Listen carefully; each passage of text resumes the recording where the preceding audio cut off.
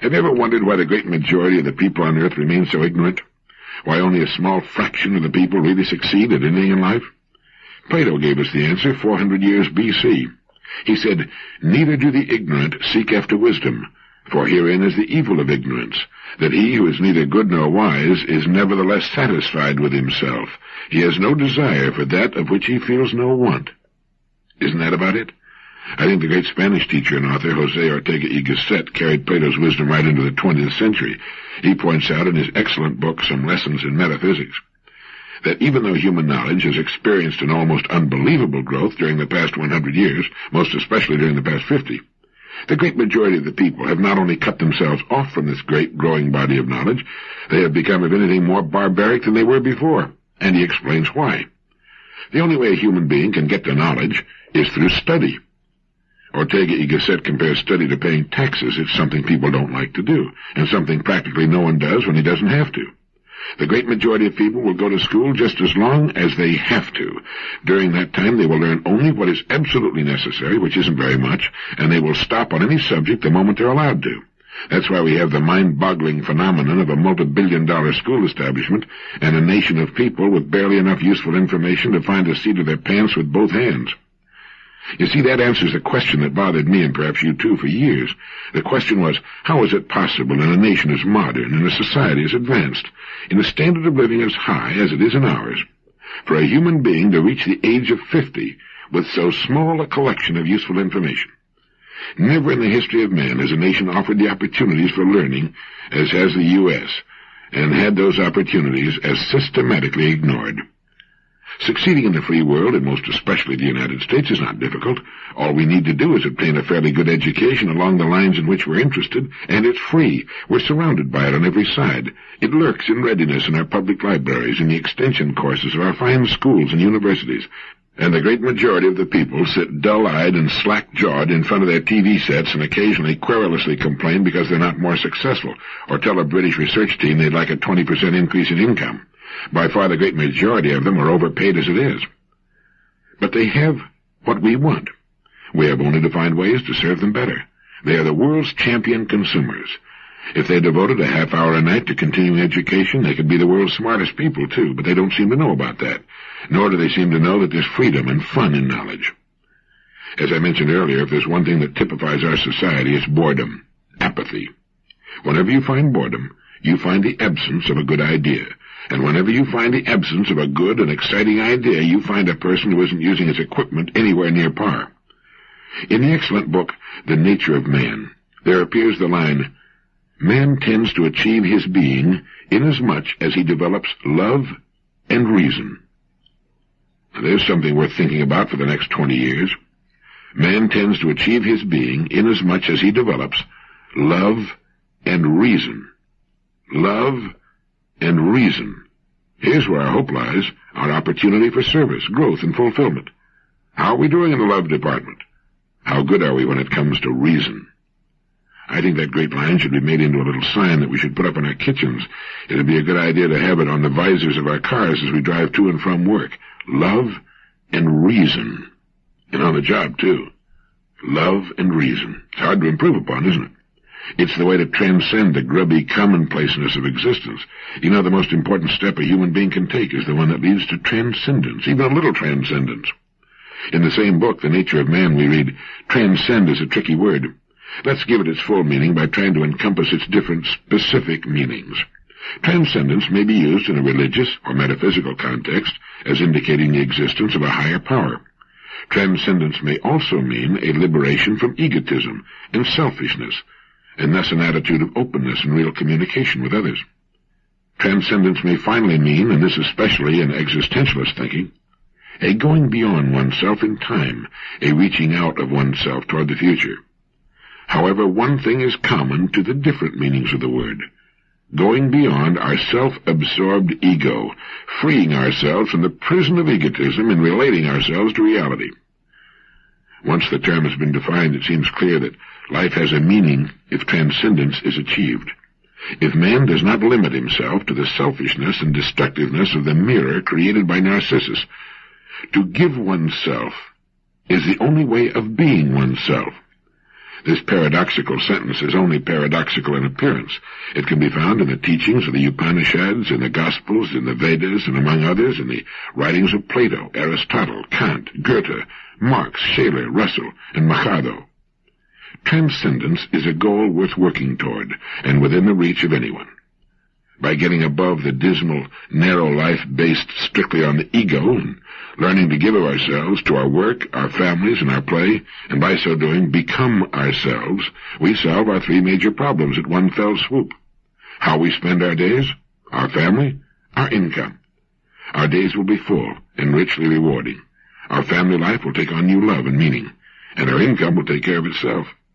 By really giving of ourselves, we will be maximizing our service, which will automatically maximize our rewards. It's not an easy thing to achieve, but worth working toward, and it can be done in balance, without rush, by getting our priorities straight and organizing our time. An early start helps. Living in balance helps our appearance, too. We tend to look younger when peace and confidence radiate from us. It's been said that everybody's face is his own fault after 40. It reflects the real person inside. I spoke of learning to play golf earlier. My good friend, the well-known golfing writer Gary Wyron, tells of a man in San Francisco who jogs 6.7 miles every morning. That's the distance around Golden Gate Park. He also walks 5 miles to and from work. He works as a banquet waiter, boxes a couple of times a week, and tosses in 8 or 9 games of handball. As you can imagine, he's in magnificent physical condition. He's also 103 years old. His name is Larry Lewis, and he began running in 1876 at the age of 9, and he's been running and keeping as active as he was at that early age ever since. He's made the comment that you should never refer to a person as being so many years old, since old often means something dilapidated. Larry Lewis doesn't intend to become dilapidated, especially during his second 100 years. Gary Wyron suggests that each of us should ask himself these questions. Are my muscles getting soft and flabby? Do I feel chronically tired and dragged out? Am I clumsy performing physical tasks which once were relatively easy for me? Can I feel and see unsightly bulges of fat on my body? Do I have to stop and catch my breath after climbing 1 or 2 flights of stairs? Is my physical zest for life missing or rapidly failing? If you agreed to more than a couple of those questions, you may well become a victim of premature aging. Here's another great contributor to the cardiovascular plague I mentioned earlier. It isn't that we want to live forever, or even as old as Larry Lewis may be, although I think it's a great idea if you're enjoying life, but we can ward off premature disease and avoid looking like 200 pounds of chicken fat in a polyethylene bag by spending just a few minutes a day exercising. I do. I hate it, but I do, and I find it gets me off to a pretty good start. Much better than when I don't exercise. I've never been a physical fitness nut, but I believe we should take care of our bodies just as we should our minds, and to get the best use of both takes exercise. Gary Wyron says that in the absence of crippling disease or chronic disability, there is no biological or physiological reason why a human being need deteriorate markedly until well past the age of 70. Most people don't lose the battle against premature aging. They simply never wage it. Sir Adolph Abrams once made the comment that everybody wants to live a long time, but nobody wants to be old. Well, to a surprising extent, it's possible. Gary Wyron goes on to say, with daily exercise, you'll not only look better, with stronger and firm muscles, and have a more attractive figure and posture, you'll also sleep more soundly, experience less listlessness and fatigue, be able to release pent-up emotions, increase your endurance and capacity for work, enjoy better health, greater longevity, and possess an improved self-concept. It's estimated that only 4 to 5% of the adult American population exercises regularly. Why? Why such an anemic figure in the face of such consequences? The answer lies in the placement of priorities. Our scale of values is cockeyed. Think for a moment. What would you trade for good health? Can you think of anything you would trade for good health? I can't, because with health we can do anything and enjoy it. Every morning I face the chore of exercising. I do it in my dressing room adjoining the bath. I hate it, as I said. It only takes a few minutes. I feel great when I get into the shower after exercising, and I'm glad I do it after I've done it, but I hate to start it. Once I start, I'm okay. It's like getting started with this typewriter of mine. I look for any little excuse to delay it, put it off for a few minutes, but once I start, I'm okay. No one can make you exercise every morning but yourself. It's an excellent exercise in self-control, too. It's truly amazing at how quickly the body responds. Before you know it almost, you'll look years better. You'll have a flat, hard belly and good muscles. Your wind will be good and your step brisk, and, well, it could add many years to your life. I read an estimate not long ago that 80% of all deaths are brought on by obesity, overweight. Now, exercise won't take off weight, although it will redistribute it to some extent. Only eating sensibly will have you at your proper weight and keep you at your proper weight. You can eat the same well-balanced meals, just eat less. Take off 2 pounds a week until you're at your proper weight, then get on the scales every morning without fail. If you've gained a pound or two, take it easy on the groceries.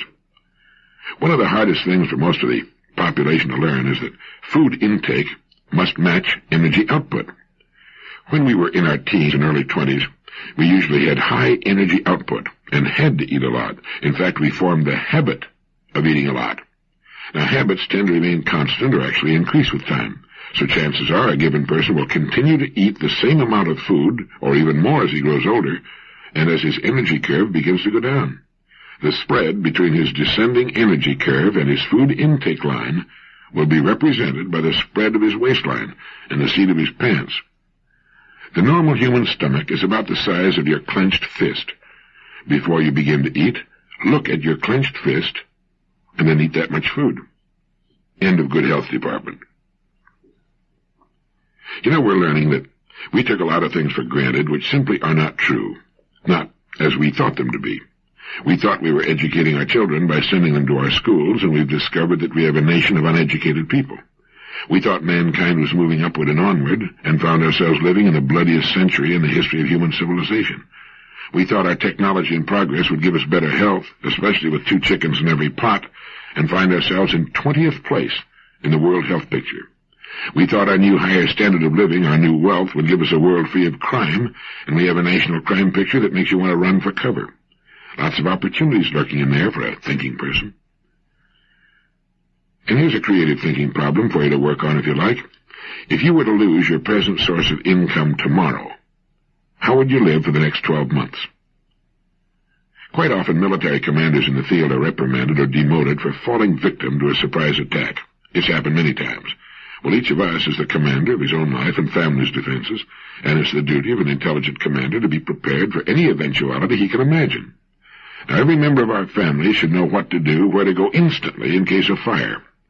With the crime rate what it is, we should make certain our homes are as secure from unlawful entry as we can make them. It should be high on our priorities list. And we should have a good plan to put into action should our income stop for one reason or another.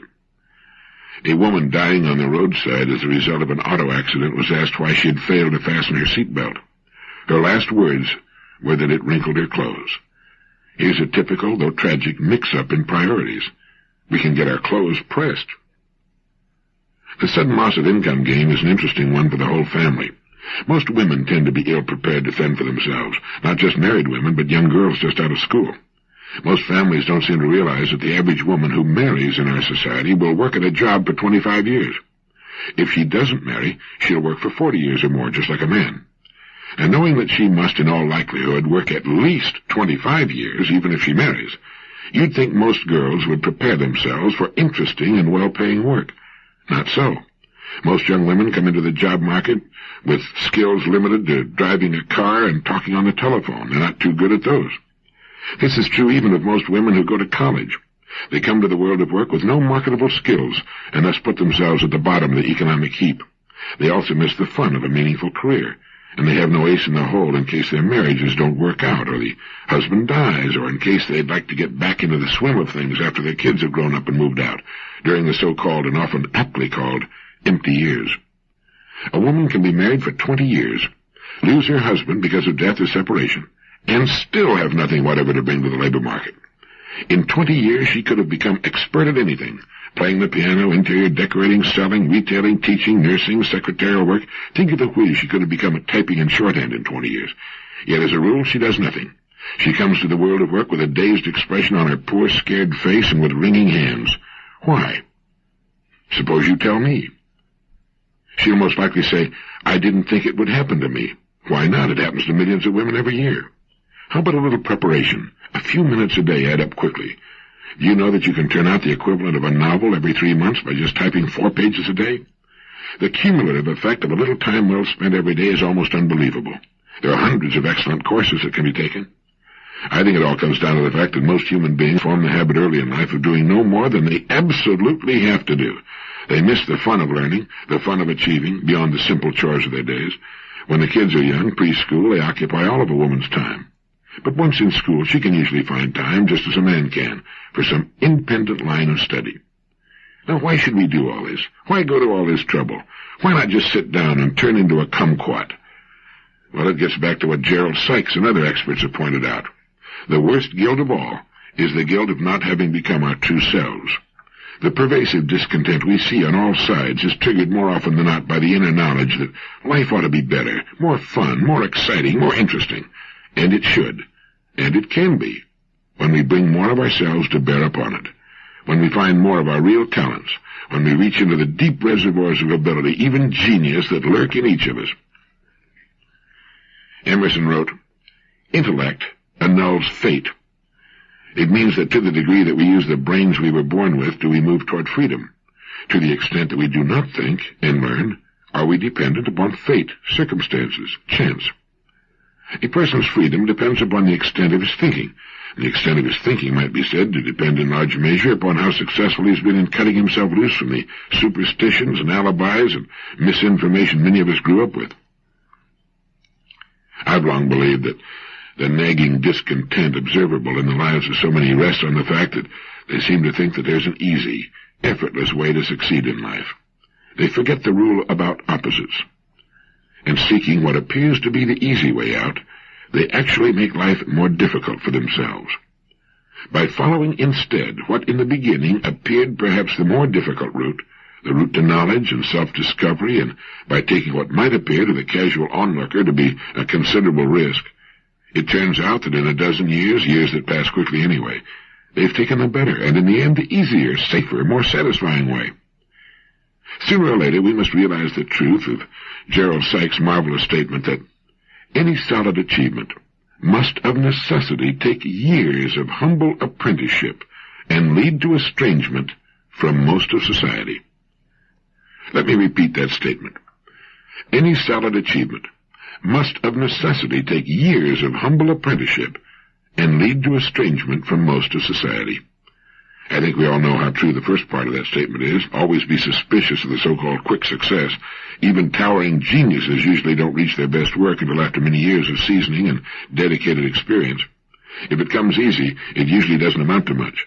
But what about that part about leading to estrangement from most of society? To become great at anything is to be a nonconformist and cut oneself away from the great majority, even of those in one's own field. The great businessmen, the great professional people, the great educators are all mavericks. The late Dr. Abraham Maslow, former president of the American Psychological Association and the founder of the third force in psychology, kicked over the traces. They thought Marshall Field was crazy, and every really great leader in every field has had to go it alone for a time at least. The person who waits for innovations and ideas to come from others in his field, which is what 98% of the people in every field do, can never be better than second best. He's got to be a follower, a conformist.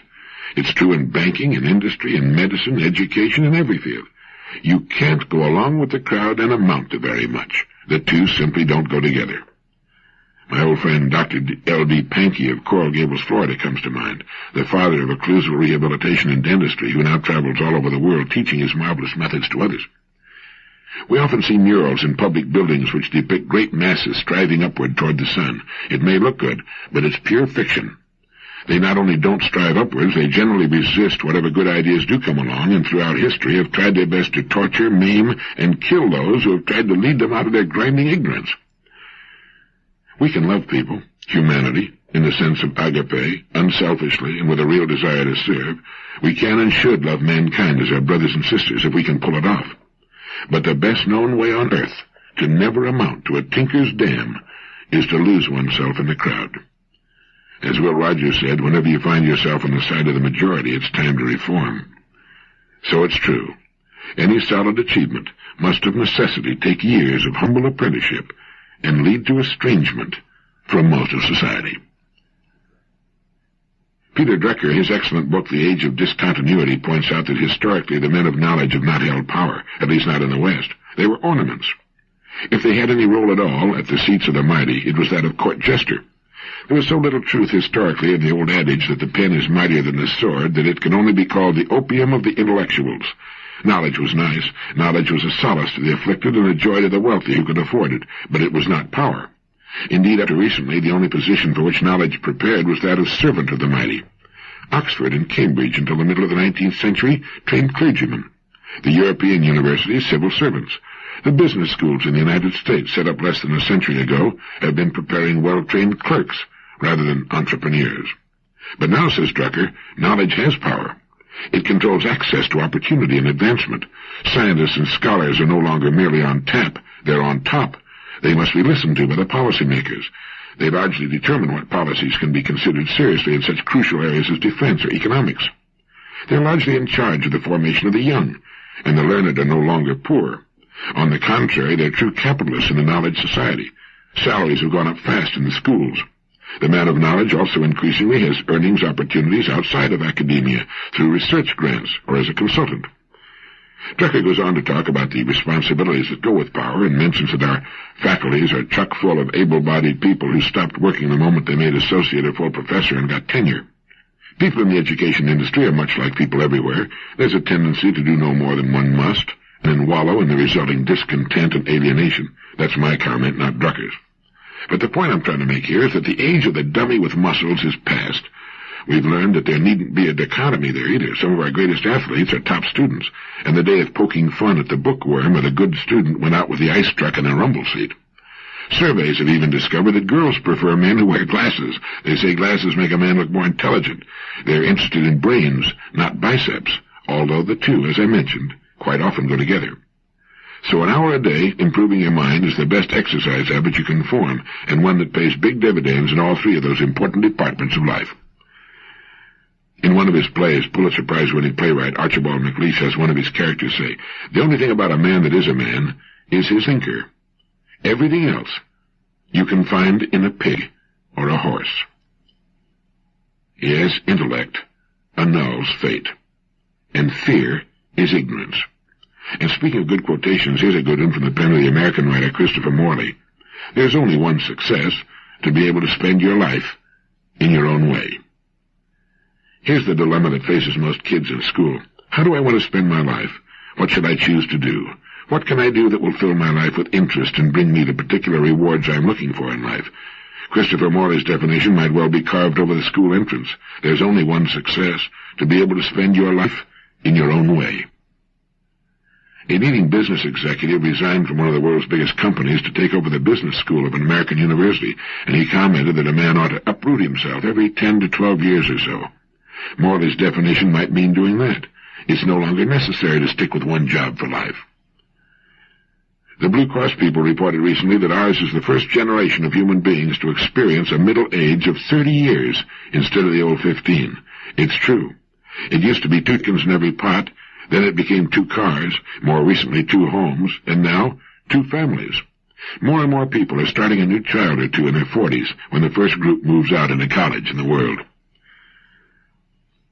I was talking with a friend of mine the other day, and he told me that only about 3% of all American Armed Force veterans have taken advantage of their GI Bill educational allowances. I remember reading that the employees of Macy's department store in New York had grumbled because the company had been hiring executives and managers from outside the company. So Macy's management put in a free management training program for its employees so that it could promote from within the organization. Only about 3% took advantage of the training, even though it was free. All they had to do was stay after work. That 3% figure keeps popping up in cases like that. It seems that only about 3% of the people are seriously interested in investing a part of their time and energy in programs calculated to help them get ahead in the world. The rest yell and flail around for pay raises and more fringe benefits, but when it's suggested that they might do something to improve themselves, make themselves more valuable, upgrade themselves with the times for their own good, No, the old slogan is still, take it easy, but take it. Many years ago, there was a cartoon which appeared in the Saturday Evening Post which depicted 2 men in their mid-30s sitting at a bar with drinks in front of them. One of them is saying, "I want to burn with a hard, gem-like flame. I want to scale the heights, storm the citadel, reach the top." And then there's a pause, and he says, "Now to heck with it."